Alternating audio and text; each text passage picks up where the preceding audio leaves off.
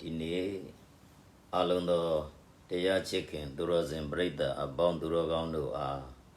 လူသားနဲ့ဇနီးမယားကျင့်ဝတ်၅ပါးဆိုတဲ့ခေါင်းစဉ်လေးနဲ့ဟောပြောပြတာသင်ကြားပေးမှာဖြစ်ပါတယ်ဇနီးမယားကိုပါဠိစာပေမှာပဇာပတိလို့သုံးပါတယ်မြန်မာလိုတော့သားသမီးကိုစောင့်ရှောက်တတ်လို့ဇနီးမယားလို့အဓိပ္ပာယ်ရပါတယ်ဇနီးမယားရဲ့ဘဝဟာဒုက္ခများလာပါတယ်ဘာလို့လဲဆိုရင်တယောက်တည်းနဲ့စုံနေအောင်ပါဝင်လှုပ်ဆောင်ရလို့ပါပဲမိဘရင်ဘက်ကကြည့်ရင်သမီးပေါ့ကို့မှာအိမ်အောင်ရှိနေပေမဲ့မိဘများအတွက်ကိစ္စကြီးငယ်ပေါ်ပေါက်လာတဲ့အခါသမီးဖြစ်နေတော့ပြစ်ထားလို့မဖြစ်ဘူးပေါ့သားသမီးတယောက်အနေနဲ့မိဘအပေါ်ပြုရမယ်တာဝန်တရားတွေကြည်ပြွန်ရပါတယ်ရောက်ခမဘက်ကကြည့်ရင်တော့ချွေးမဖြစ်နေပြန်တာပေါ့ရောက်ခမဘက်ကတခုခုကိစ္စရှိရင်လေကိုယ်လင်ယောက်ျားရဲ့မိဘရင်းတွေဖြစ်နေတော့မသိချင်အောင်ဆောင်းနေလို့မဖြစ်ပြန်ပါဘူးကိုယ့်ရဲ့မိဘရင်းတပွဲစိတ်မှထားပြီးလှုပ်ဆောင်ရမယ်တာဝန်တရားတွေကြည်ပြွန်နိုင်ဖို့လဲအာယုံစိုက်ကြရပါတယ်လင်ယောက်ျားဘက်ကကြည့်ရင်တော့လေဇနီးမယားဖြစ်နေတော့လင်ယောက်ျားရဲ့အလုပ်ကိစ္စမှန်သမျှမပါဝင်လို့မဖြစ်ပြန်ဘူးပေါ့ဇနီးမယားတယောက်အနေနဲ့လင်ယောက်ျားပေါ်ပြုရမယ်တာဝန်တရားတွေကြည်ပြွန်မှလဲတာယာတဲ့အိမ်တော်တစ်ခုဖြစ်မှာပါသားသမီးလေးတွေဘက်ကကြည့်ရင်လဲမိဘဖြစ်နေပြန်ပါတယ်သားသမီးများရဲ့နေမှုထိုင်မှုစားမှုတောက်မှုပညာရေးကျန်းမာရေးမကြမ်းကိုယ့်အလုပ်တွေဖြစ်နေပြန်ရောရှောင်လို့မရဘူးပေါ့ကိုကမိဘနေရာမှာရှိနေပြန်တော့သားသမီးတွေအပေါ်ဒါဝန်တရားတွေကြည်ပြွန်ဖို့လဲလိုလာပြန်ပါတယ်စီးပွားရေးအတွက်သူတစ်ပါးထံမှာအလုပ်လုပ်ရရင်တော့လဲတခါအလုပ်သမားဖြစ်သွားပြန်ပါတယ်ကိုကအလုပ်သမားဖြစ်ရင်လဲလှုပ်ရှင်အပေါ်ပြုလုပ်ရမယ်တာဝန်တရားတွေရှိလာပြန်ပါတယ်ဒါရင်မကသေးပါဘူးတိမ်လုံးရဲ့ချက်ရေးပြုတ်ရေးတန်ရှင်းရေးလျှော့ဖို့ရေးအပြင်ဟိုဘက်ဒီဘက်ဆွေမျိုးကိစ္စလူမှုရေးကိစ္စတာရင်နာရေးကိစ္စစသဖြင့်ကိစ္စပေါင်းများစွာမှာပါဝင်ရသူပါဘက်ပေါင်းစုံကကြိုတင်စဉ်းစားထားမှသာအိမ်အောင်တဲ့ဘဝရဲ့ဒုက္ခများနဲ့ကြုံတွေ့လာတဲ့အခါလက်ခံနိုင်ပြီးတာယာတဲ့အိမ်အောင်ထူထောင်နိုင်ကြမှာပါ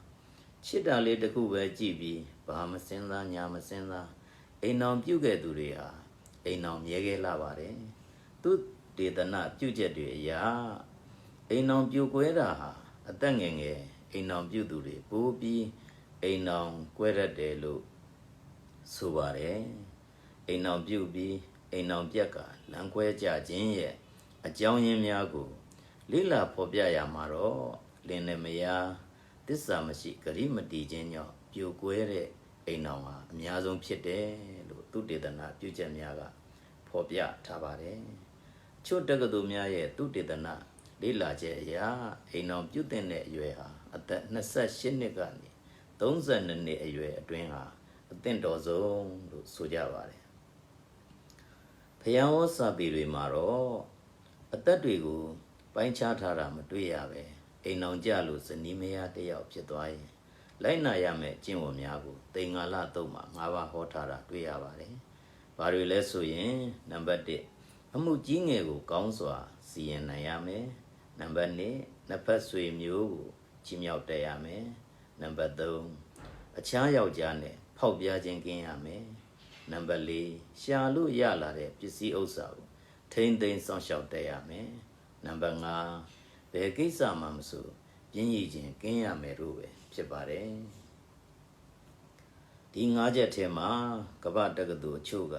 သုတေသနပြုထားတဲ့အိမ်အောင်ပြိုကွဲမှုအများဆုံးဟာသစ္စာမရှိဂရိမတီခြင်းကြောင့်လို့ဖော်ပြထားတာနဲ့ဘုရားဟောပြထားတဲ့အခြားယောက်ျားနဲ့ဖောက်ပြမှုကင်းရမယ်ဆိုတဲ့အချက်ဟာအတူတူပါပဲဒီအချက်ကိုဘုရားရှင်ကလင်ယောက်ျားကျင့်ဝတ်မှာရောဇနီးမယားကျင့်ဝတ်မှာပါထဲ့ဟောထားတာသတိပြုစေရပါဒါကြောင့်အိမ်တော်တစ်ခုထူထောင်ပြီးတာယာတဲ့မိသားစုဘဝတိဆောက်နိုင်ဖို့မှာဇနီးမယားရဲ့ စွမ်းရည်တွေဟာအရေးပါလာပါတယ်ချက်ပြုတ်ခြင်းစတဲ့အိမ်တွင်လုပ်ငန်းများကျွမ်းကျင်မှုနှစ်ဖက်ဆွေမျိုးတွေနဲ့အစဉ်တပြေနေထိုင်တတ်ပြီးသူ့ဘက်ကိုယ့်ဘက်ပေးเสียချီးမြှောက်เสียရှိရင်လဲမြတ်မြတ်တာရှိမှုလင်ယောက်ျားပေါ်တစ္ဆာရှိမှုရှာဖွေလို့ရလာတဲ့ပစ္စည်းဥစ္စာငွေကြီးစရာတွေကိုစနစ်တကျထိမ့်သိမ့်တတ်မှုမပြင်းမရည်လောက်ကင်ဆောင်ရွက်တတ်မှုတို့ဟာအိမ်နောင်ရှင်အမျိုးသမီးရဲ့အိမ်နောင်သားရအောင်စွမ်းဆောင်နိုင်တဲ့စွမ်းရည်တွေပါမိတ်ဆွေတို့ဒီတရားလေးနာကြပြီးကာကြီးအိမ်နောင်ရေးသားရပါရဲ့လားခခွေ